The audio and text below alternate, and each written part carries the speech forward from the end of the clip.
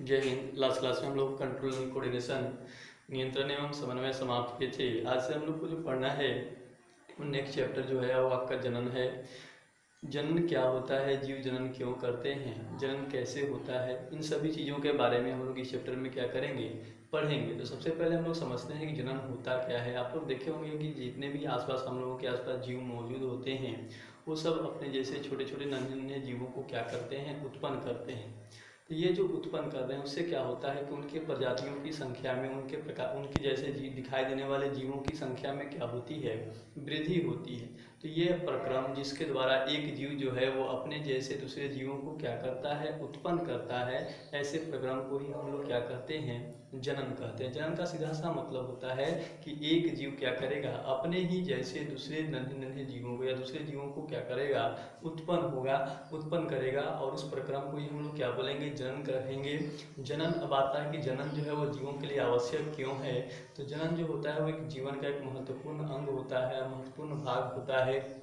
ये जो है वो कई मायने में क्या है, इम्पोर्टेंट है। पहला जो इम्पोर्टेंट चीज़ है कि इसके द्वारा जीव जो है वो अपनी संख्या में क्या करते हैं, वृद्धि करते हैं, नए नए संततियों को, संतान को उत्पन्न करते हैं। दूसरा कारण जो होता है कि जनन जो है, जनन अगर मान लीजिए कोई जीव जो है वो जनन नहीं कर रहा है तो एक समय के बाद वो जीव जो है वो धीरे धीरे बड़ा होगा, फिर बूढ़ा होगा और एक समय बाद उसकी मृत्यु हो जाएगी। तो उसका जो प्रजाति है उस पृथ्वी पर से क्या हो जाएगा, समाप्त हो जाएगा। तो अपनी प्रजाति के निरंतरता को बनाए रखने के लिए भी जीव क्या करते हैं, जनन करते हैं। वहीं जनन से क्या होता है, जीवों के अंदर आवश्यक भिन्नताएं उत्पन्न होती हैं। ऐसे भिन्नताएं जो उनको उनके जनक से अलग दिखाती हैं, साथ ही साथ वो उनको बदलते वातावरण में, चेंजिंग इन्वायरमेंटल कंडीशन जो होता है उसमें उनको सर्वाइव करने में क्या करता है, सहायता करता है। तो इन सभी कारणों के चलते जीव क्या करते हैं, जनन करते हैं। तो बारी बारी से पढ़ेंगे। जनन, रिप्रोडक्शन,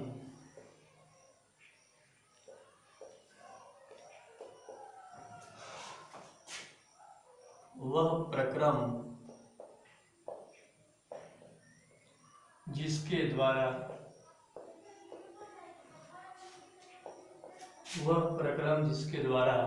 जीव अपनी संख्या को बढ़ाते हैं,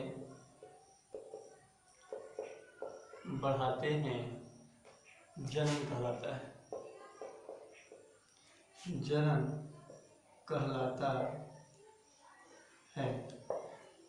जनन कहलाता है। तो कह रहे हैं कि वह प्रक्रम जिसके द्वारा जीव अपनी संख्या को बढ़ाते हैं उसको जनन कहते हैं। या ऐसे भी कह सकते हैं कि वह प्रक्रम जिसमें जीव जो है वो अपने जैसे दूसरे जीवों को क्या करता है, उत्पन्न करता है, उस प्रक्रम को भी हम लोग क्या कहेंगे, जनन कहेंगे। जनन में आता है कि जनन आवश्यक क्यों है। इसमें लिख सकते हैं हेडिंग,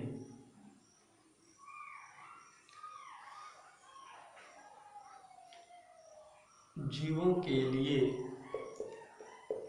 जनन आवश्यक है। कैसे?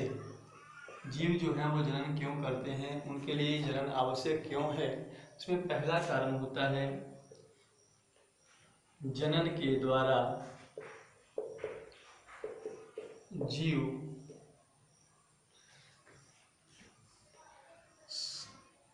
संततियों को उत्पन्न करते हैं। जनन के द्वारा जीव संततियों को उत्पन्न करते हैं। संतति का मतलब संतान होता है। सेकेंड पॉइंट देखिए, तो जनन प्रजाति के निरंतरता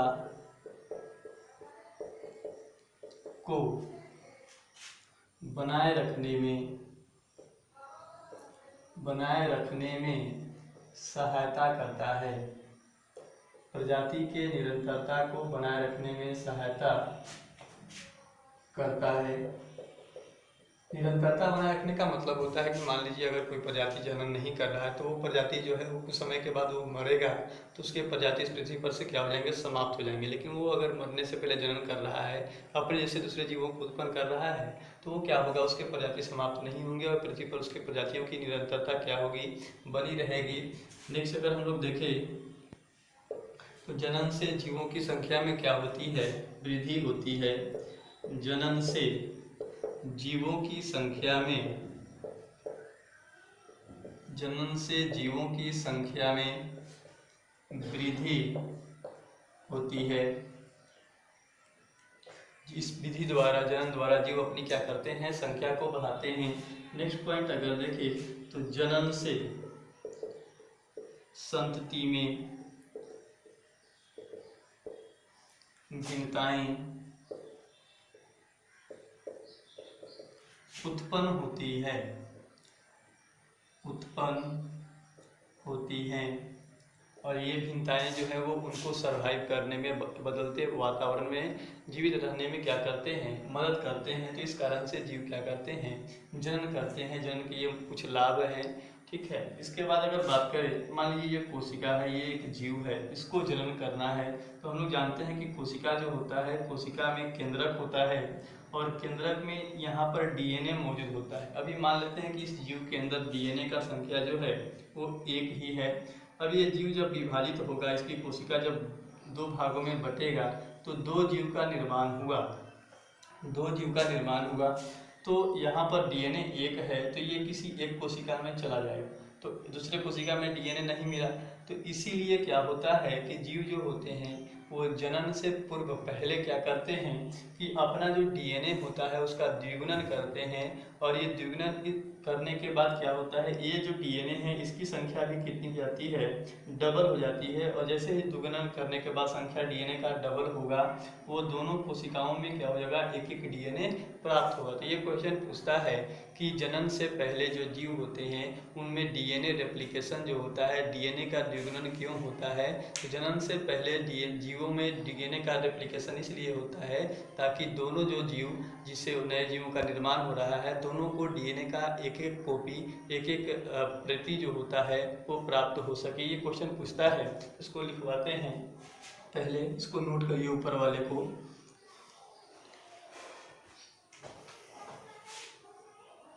तो उसको नोट करके लिखेंगे वहीं पर, नोट करके जनन या कोशिका विभाजन, कोशिका विभाजन से पहले डीएनए की प्रतिकृति, डीएनए की प्रतिकृति का मतलब होता है उसका दुगुना, उसके जैसा है दूसरा डीएनए बनना। डीएनए की प्रतिकृति बनना आवश्यक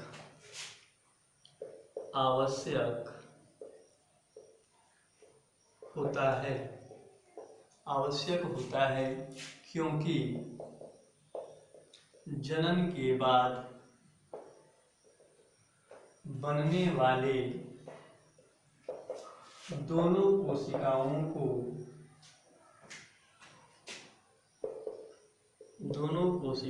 को डीएनए की एक एक प्रति प्राप्त हो सके या मिल सके। ये क्वेश्चन पूछा था कि जनन से पहले डीएनए रेप्लिकेशन क्यों आवश्यक है, क्योंकि जो 2 कोशिकाएं बाद में बनेंगी उन दोनों को डीएनए की एक एक प्रति क्या हो सके, मिल सके। बात आ रहा है कि डीएनए होता क्या है। तो डीएनए के बारे में हम लोग 9th क्लास में पढ़ते हैं कि डीएनए जो है वो एक पॉलीन्यूक्लियोटाइड श्रृंखला है जो आनुवांशिक सूचनाओं को, माता पिता के जो इन्फॉर्मेशन होते हैं, जो लक्षण होते हैं, जो गुण होते हैं, उनको उनके बच्चे में ले जाने का काम करता है। तो यहाँ पर हम लोग समझेंगे डीएनए क्या होता है थोड़ा सा डिटेल में। सबसे पहले लिंक डालिए डीएनए। डीएनए का आप लोग जानते हैं पूरा नाम deoxy ribo nucleic acid, deoxy ribo nucleic acid, ये जो है ये डीएनए है। अब आता है कि डीएनए का डेफिनेशन अगर देखें तो इसको बोला जाता है कि डीएनए पॉलीन्यूक्लियोटाइड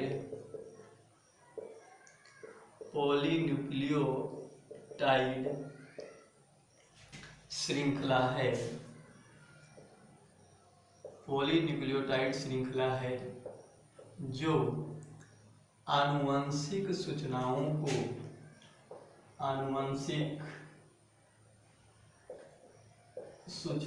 को एक पीढ़ी से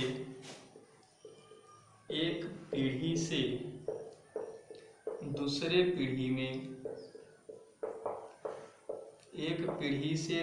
पीढ़ी में पहुंचाने का कार्य करता है। अब इसमें समझने वाली बात है, ये पॉलीन्यूक्लियोटाइड क्या होता है। तो पॉली का मतलब होता है अनेक, न्यूक्लियोटाइड का मतलब न्यूक्लियोटाइड। डीएनए ऐसा श्रृंखला है, ऐसा चैन है जिसमें बहुत सारे न्यूक्लियोटाइड आपस में क्या होते हैं, जुड़े होते हैं, और उनके न्यूक्लियोटाइड के आपस में जुड़ने से जिस चैन का निर्माण होता है उस चैन को ही हम लोग क्या बोलते हैं, डीएनए कहते हैं। अब ये डीएनए का काम क्या है, ये आनुवांशिक सूचना का मतलब होता है कि पेरेंटल कैरेक्टर, जो माता पिता के गुण होते हैं, उनके कैरेक्टर होते हैं, उनके कैरेक्टर को उनके बच्चों में स्थानांतरित करना, वैसे स्थानांतरित होना। ऐसे सूचनाएं जो माता पिता से बच्चों में स्थानांतरित होती हैं, ऐसे सूचनाओं को हम लोग आनुवांशिक सूचना कहते हैं। और उन सूचनाओं को माता पिता से बच्चों के अंदर ले जाने का जो काम करता है वो कौन करता है, डीएनए करता है। तो ये डीएनए जो है वो सीधा सा इसका एक डेफिनेशन है कि ये पॉलीन्यूक्लियोटाइड श्रृंखला है जो आनुवंशिक सूचनाओं को अब ये न्यूक्लियोटाइड क्या होता है इसके बारे में आपको क्या कर रहे हैं, समझा रहे हैं। पहले इसको आप क्या करिए, नोट करिए।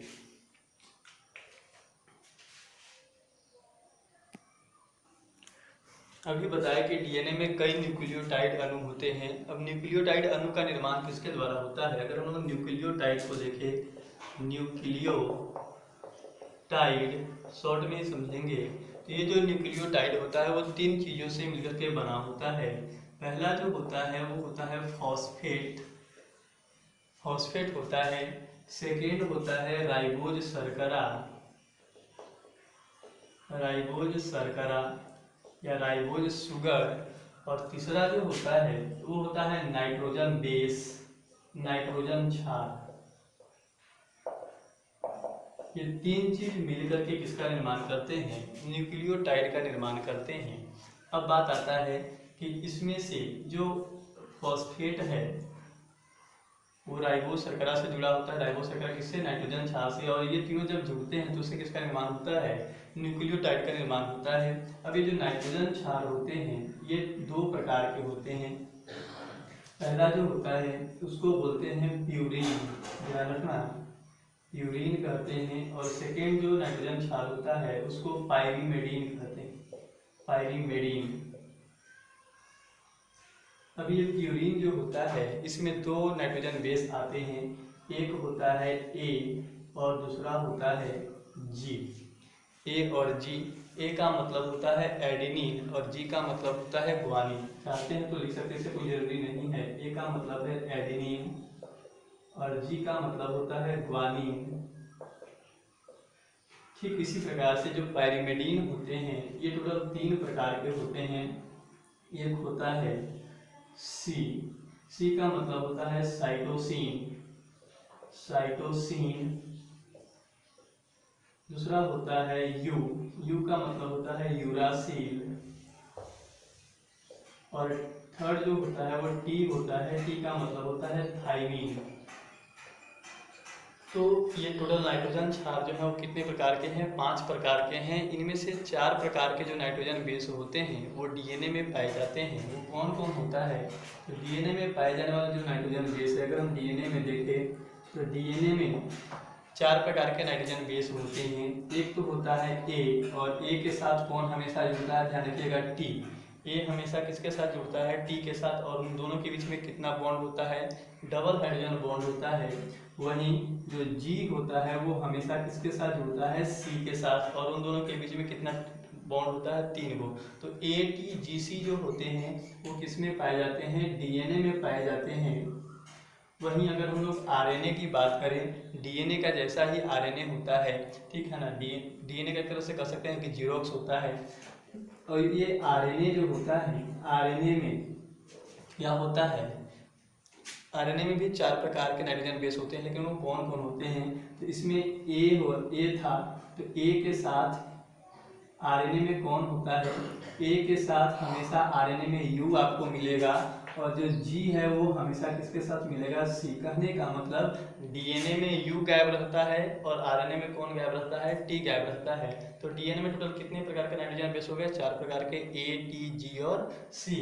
अब ये तीनों को हम लोग मिला करके क्या कर रहे हैं? न्यूक्लियोटाइड कर रहे हैं। इनमें से ये दोनों, अगर राइबोज शर्करा और नाइट्रोजन क्षार को सिर्फ कहा जाए तो ये दोनों को हम लोग क्या बोलते हैं? न्यूक्लियोसाइड कहते हैं। ये दोनों जो है उनको हम लोग सिर्फ किसको तीनों को अगर बोलना होगा तो तीनों को मिला देने से नाइट्रोजन न्यूक्लियोटाइड बनेगा, लेकिन सिर्फ राइबोज शर्करा और नाइट्रोजन क्षार की बात किया जाए तो उसको हम लोग क्या बोलेंगे? न्यूक्लियोसाइड बोलेंगे। और ये न्यूक्लियोसाइड अगर कहीं बोला जा रहा है तो इसका मतलब दोनों समझना है कि न्यूक्लियोसाइड कह रहा है तो इसका मतलब राइबोज शर्करा भी और नाइट्रोजन क्षार भी। तो राइबोज शर्करा और नाइट्रोजन क्षार का मतलब न्यूक्लियोसाइड कहने से निकल जा रहा है। और इस न्यूक्लियोसाइड में अगर हम लोग फॉस्फेट को जोड़ देते हैं तो ये फॉस्फेट और न्यूक्लियोसाइड मिल करके किसका निर्माण कर देगा?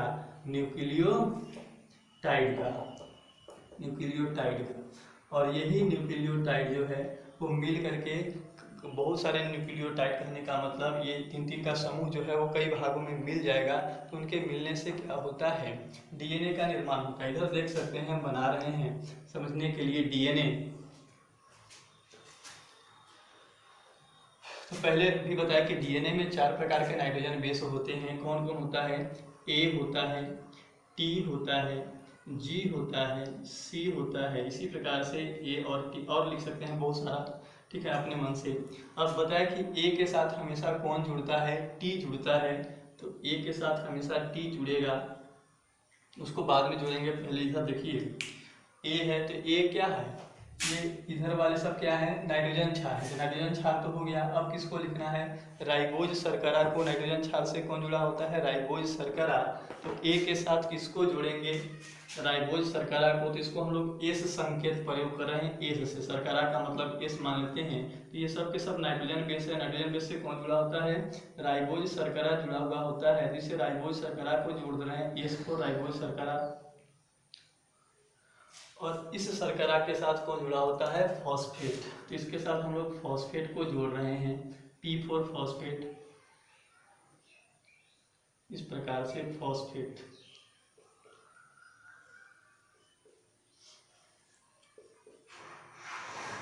P4 फॉस्फेट हो गया।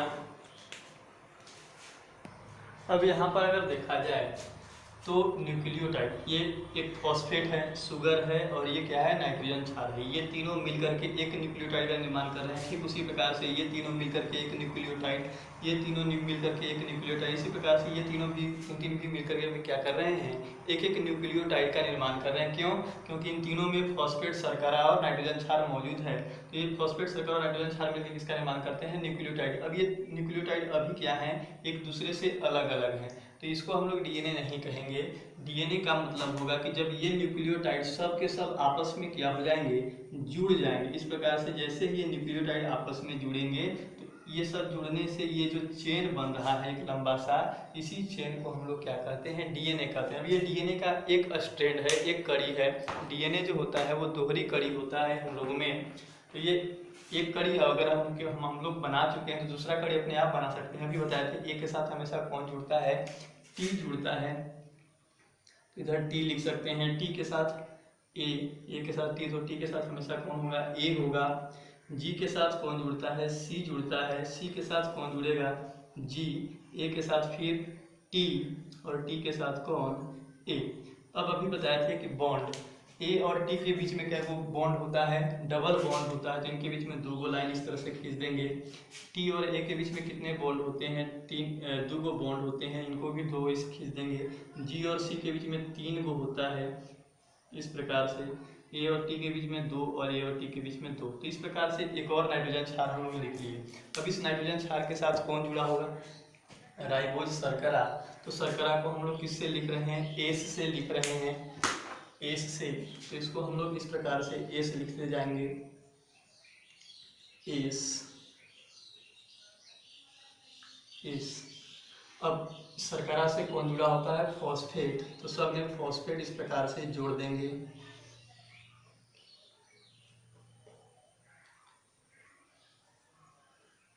और फॉस्फेट जो है, अब देखिए फॉस्फेट शर्करा और नाइट्रोजन क्षार मिलकर के एक न्यूक्लियोटाइड, इधर भी एक न्यूक्लियोटाइड। अब ये न्यूक्लियोटाइड सब अलग अलग है, तो इनको भी क्या करेंगे? जोड़ेंगे। तो इनको इस प्रकार से जोड़ा जाता है। जब इनको जोड़ देंगे तो ये न्यूक्लियोटाइड जब आपस में जुड़ेंगे तो इसमें, अब देखा जाए तो ये जो है इसमें कई न्यूक्लियोटाइड आपस में क्या है? जुड़े हुए हैं। और जब कई का अनेक न्यूक्लियोटाइड के लिए हम लोग क्या शब्द का प्रयोग करते हैं? पॉली शब्द का प्रयोग करते हैं। जब इसमें कई न्यूक्लियोटाइड जुड़ करके एक श्रृंखला का, एक चेन का निर्माण करते हैं, इसी चेन को हम लोग क्या कहते हैं? डीएनए कहते हैं। अगर डीएनए को, अगर आप इसको और सिंपल वे में देखना चाहें तो डीएनए जो होता है वो इस प्रकार से मौजूद होता है, ऐसा होता है, ऐसा होता है। इसमें से एक चेन इधर ब्लैक से बनाए हैं और एक चेन जो है इधर रेड से बनाए हैं। उनको अगर आप ज़्यादा डिटेल में देखिएगा तो डीएनए ऐसा ही दिखाई देता है, लेकिन सिंपल वे में अगर देखा जाए तो डीएनए ऐसा होता है। और इसके बीच बीच में इस प्रकार से लाइनिंग जो होती है, ये किसको बताते हैं? न्यूक्लियोटाइड और नाइट्रोजन बेस के बारे में बताते हैं। तो ये डीएनए था। और यही डीएनए जो होता है वो आनुवांशिक सूचना को एक पीढ़ी से दूसरे पीढ़ी में क्या करता है? ले जाने का काम करता है, पहुँचाने का काम करता है। यही डीएनए क्या करता है? अपना जो जन्म होता है या कोशिका विभाजन होता है, उसके विभाजन के पहले अपना संख्या बढ़ाता है, अपनी प्रति बनाता है, ताकि प्रत्येक जो कोशिका है उसको एक एक कॉपी मिल सके। तो ये डीएनए के बारे में डिटेल जानकारी है, इसको शॉर्ट में ही नोट कर लीजिए। इसके बाद आगे बढ़ते हैं।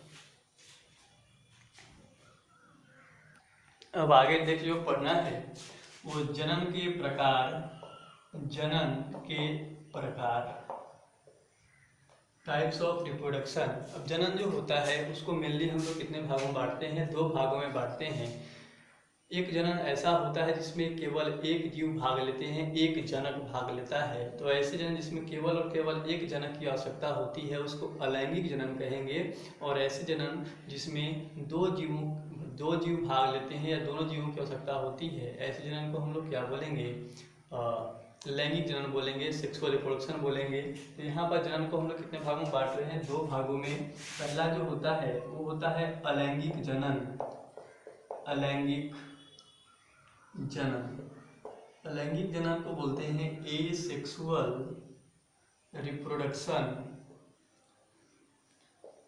एसेक्सुअल रिप्रोडक्शन क्या होता है? जनन की वह अवधि जिसमें केवल एक जनक की क्या होती है? आवश्यकता होती है। लिख सकते हैं जनन की ऐसी विधि, जनन की ऐसी विधि जिसमें केवल एक जनक की आवश्यकता, एक जनक की आवश्यकता होती है, उसे अलैंगिक जनन कहते हैं। उसे अलैंगिक जनन कहते हैं। दूसरा चीज यहाँ पर इम्पोर्टेंट है कि एक जनक है तो इसमें युग्मक का निर्माण नहीं होता। युग्मक का मतलब होता है शुक्राणु और अंडाणु। अलैंगिक जनन से उत्पन्न होने वाले जो जीव होते हैं या अलैंगिक जनन करने वाले जो जीव होते हैं वो युग्मक का निर्माण, शुक्राणु और अंडाणु का निर्माण नहीं करते हैं। तो इसमें नीचे एक पॉइंट लिख सकते हैं कि अलैंगिक जनन में युग्मक का निर्माण नहीं होता है। अलैंगिक जनन में युग्मक का निर्माण नहीं होता है। युग्मक के जगह पर लिख सकते हैं ब्रैकेट में शुक्राणु, अंडाणु, शुक्राणु और अंडाणु, ये दोनों का निर्माण नहीं होता है। अब इनका निर्माण नहीं होगा तो एक ही जीव भाग ले रहा है, तो एक ही जीव भाग ले रहा है तो जैसे उसके जनक होंगे ठीक उसी के प्रकार क्या होंगे? उसके संति होंगे। जैसा अनुवांशिक गुण, जैसा जेनेटिक इन्फॉर्मेशन उसके माता पिता में होगा, एकदम जीरोक्स कॉपी जो होता है वो कौन होते हैं? संति होते हैं। अर्थात कह सकते हैं कि अलैंगिक जनन से उत्पन्न होने वाले जो जीव होंगे, संति होंगे, वो अपने माता पिता अनुवांशिक रूप से क्या होते हैं? अपने माता पिता के समान होते हैं, अपने जनक के समान होते हैं। तो ऐसे जीवों को क्या कहा जाता है? एक एक पुंज कहा जाता है या कोलोन कहा जाता है। तो यहीं पर लिखेंगे हेडिंग एक पुंज या कोलोन, इम्पोर्टेंट है, इम्पोर्टेंट करके एक पुंज या कोलोन, इसी को क्या बोलते हैं, क्लोन कहते हैं। क्या होता है, अलैंगिक जनन से, अलैंगिक जनन द्वारा उत्पन्न होने वाले, अलैंगिक जनन द्वारा उत्पन्न होने वाले संतति आनुवंशिक रूप से, आनुवंशिक रूप से अपने जनक, आनुवंशिक रूप से अपने जनक के समान होते हैं। इसलिए ऐसे जीवों को, ऐसे जीवों को एक पुंज, ऐसे जीवों को एक पुंज या क्लोन कहा जाता है। एक पुंज या क्लोन कहा जाता है, एक पुंज या क्लोन कहा जाता है। इसको नोट करिए। इसके बाद अलैंगिक जनन के टाइप देखते हैं। अब ये जो अलैंगिक जनन होता है उसको भी कई भागों में बांटा गया है। तो हेडिंग डालेंगे अलैंगिक जनन के प्रकार, टाइप्स ऑफ एसेक्सुअल रिप्रोडक्शन। इसमें पहला जो आता है उसको बोलते हैं द्विविभाजन, द्विविभाजन या द्विखंडन। द्विविभाजन या द्विखंडन, इसका मतलब होता है बाइनरी फिजन।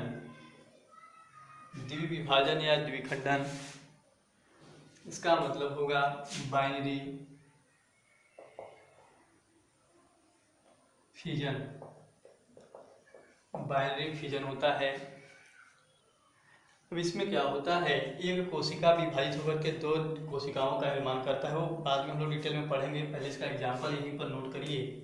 इसका जो एग्जाम्पल ये किस किस में होता है, तो एग्जाम्पल जो होता है इसका वो आएगा आपका अमीबा, अमीबा है, पैरामीशियम है, पैरामीशियम, क्लेमाइडीमोनास, क्लेमाइडीमोनास, युगलिना, युगलिना, और एक और आता है ईस्ट। ईस्ट जो होता है ये भी द्विखंडन द्वारा, इसमें मुख्य रूप से मुकुलन होता है, लेकिन ईस्ट जो है वो द्विखंडन के द्वारा भी क्या करता है, जनन करता है। तो ये ईस्ट को अंडरलाइन कर लेना है। इसके बाद दूसरा जो आता है वो होता है बहुविभाजन। बहुविभाजन, बहुविभाजन का मतलब होता है multiple fusion, multiple fusion. Multiple fusion का मतलब है जब एक कोशिका विभाजित होकर के अनेक संतियों का निर्माण करता है। इसमें एक कोशिका विभाजित होकर के दो संतियों का निर्माण कर रहा था और इसमें एक कोशिका विभाजित होकर के अनेक संतियों का निर्माण करेगा, तो उसको हम लोग क्या बोलेंगे, बहुविभाजन बोलेंगे। और इसका एग्जाम्पल होता है मुख्य रूप से पैरामीशियम, प्लाज्मोडियम, प्लाज्मोडियम लिखेंगे, प्लाज्मोडियम जो मलेरिया परजीवी है। दूसरा जो है वो होता है अमीबा। अमीबा कभी कभी क्या करता है, बहुविभाजन भी करता है। और पैरामीशियम जो है उसमें भी कभी कभी क्या होता है, बहुविभाजन होता है। तो ये तीन जीव जो हैं वो क्या करते हैं, बहुविभाजन करते हैं। इसके बाद नेक्स्ट जो आता है आपका तीसरा, वो होता है मुकुलन। मुकुलन, जब जीव अपने इसको बडिंग कहते हैं, बडिंग। इसमें क्या होता है, जीव जो है वो मान लीजिए ये जीव है तो ये अपने शरीर से प्रजनन करने से पहले क्या करता है, इस प्रकार से अंकुर का निर्माण करता है, प्रवर्ध का निर्माण करता है, और इस प्रवर्ध को हम लोग मुकुल कहते हैं। और ये धीरे धीरे प्रवर्ध बड़ा होता है और बड़ा होने के बाद ये मेन बॉडी से क्या हो जाता है, अलग हो जाता है। तो मुकुल निर्माण द्वारा नए जीव का निर्माण करने की विधि को हम लोग क्या कहते हैं, मुकुलन कहते हैं।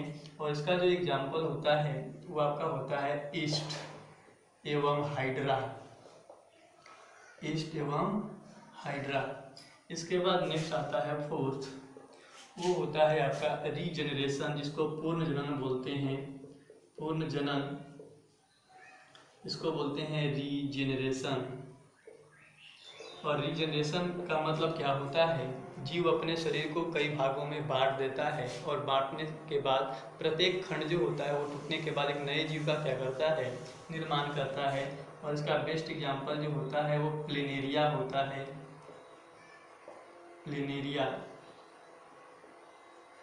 प्लेनेरिया के बाद राइजोपस और म्यूकोर भी आते हैं। इसके साथ साथ हाइड्रा, हाइड्रा जो है ये भी पुनर्जन्म करता है, इसको भी अंडरलाइन कर लेना है। और कौन होता है, फीता कृमि। फीता कृमि हम लोग पढ़ चुके हैं 9th क्लास में, प्लेटी हेलमिंथिस में फीता कृमि बोलते हैं, प्लेटी हेलमिंथिस का सदस्य। इसके बाद आता है नेक्स्ट अपखंडन। अपखंडन द्वारा जो होता है वो अपखंडन जो है वो पुनर्जन्म के समान होता है। दोनों में तो फर्क क्या है, पुनर्जन्म जो है वो एक कोशिकीय जीवों में होता है और अपखंडन जो है वो किस में होता है, बहुकोशिकीय जीवों में होता है। तो ये हाइड्रा और फीता कृमि जो है ये बहुकोशिकीय है, ध्यान रखिएगा। हाइड्रा भी बहुकोशिकीय है और फीता कृमि भी कैसा होता है, बहुकोशिकीय होता है। तो ये दोनों को हम लोग एग्जाम्पल यहाँ भी शिफ्ट कर सकते हैं अपखंडन में। अपखंडन जो होता है वो पुनर्जन्म के समान होता है, इसमें लिख सकते हैं। इसको बोलते हैं फ्रेगमेंटेशन। फ्रेगमेंटेशन, और इसका जो एग्जाम्पल होता है अपखंडन में वो कौन आता है, स्पाइरोगाइरा, राइजोपस और म्यूकोर। स्पाइरोगाइरा, राइजोपस और म्यूकोर ये जो होते हैं, म्यूकोर जो है इसके साथ साथ हाइड्रा, हाइड्रा जो है, और एक था फीता कृमि, जिसमें इम्पोर्टेंट जो है वो हाइड्रा है। ध्यान रखना पुनर्जनन और अपखंडन दोनों एक जैसा है। अगर पुनर्जनन आ गए एग्जाम में तो हाइड्रा को हम लोग शामिल कर सकते हैं, ठीक है। और अपखंडन में आ गया तो इसमें हम लोग इसको शामिल कर सकते हैं। क्यों? क्योंकि इन दोनों विधि में क्या होता है कि एक को जीव जो है वो अपने शरीर को कई खंडों में विभाजित करता है और विभाजित करने के बाद उस प्रत्येक खंड से नए जीव का निर्माण होता है। और होता है छठा है बीजाणु जनन। बीजाणु जनन, बीजाणु जनन जो होता है इसको स्पोर फॉर्मेशन कहते हैं, स्पोर फॉर्मेशन। और बीजाणु जनन जो होता है वो मुख्य रूप से जो जीवाणु होते हैं, शैवाल होता है और कवक, इन सभी जीवों में क्या होता है, बीजाणु जनन के द्वारा नए जीवों का निर्माण होता है। तो यहाँ पर इसमें भी पुनर्जनन जो है, आगे आपको कंफ्यूजन ना रहे, इसमें भी आप क्या कर सकते हैं, हाइड्रा को शामिल कर सकते हैं। तो यहाँ पर भी आप हाइड्रा को लिख लीजिए, फीता कृमि भी लिख सकते हैं। फीता कृमि जो होता है वो कौन है, यहाँ पर प्लेनेरिया ही को फीता कृमि कहते हैं। तो ये हाइड्रा और प्लेनेरिया जो होते हैं ये भी क्या करते हैं, पुनर्जनन करते हैं। ये क्यों? क्योंकि हाइड्रा जो है ये सब जो है उस मल्टीसेलुलर तो है, बहुकोशिकीय तो है, लेकिन कैसे हैं, सरल बहुकोशिकीय जीव हैं। जबकि स्पाइरोगाइरा, राइजोपस, म्यूकोर और हाइड्रा ये सब के सब जो हैं ये बहुकोशिकीय है। तो बहुकोशिकीय में भी कौन होता है, अपखंडन होता है। तो ये दोनों प्रकार के विधियों द्वारा क्या होते हैं, प्रजनन होता है। तो ये कुछ आपके पास अलैंगिक प्रजनन के प्रकार हैं और उनके एग्जाम्पल है। ये एग्जाम्पल सीधे सीधे पूछता है कि विभाजन किस में होता है, बहुविभाजन किस में होता है, या जीव का नाम दे देगा, पूछेगा किसमें किस प्रकार द्वारा जनन होता है। तो इस तरह के क्वेश्चन आते हैं एग्जाम में। तो बाकी विषय जो है वो अगले क्लास में इसके आगे क्या जो चीज़ें हैं अगले क्लास में पढ़ेंगे। तब तक के लिए धन्यवाद।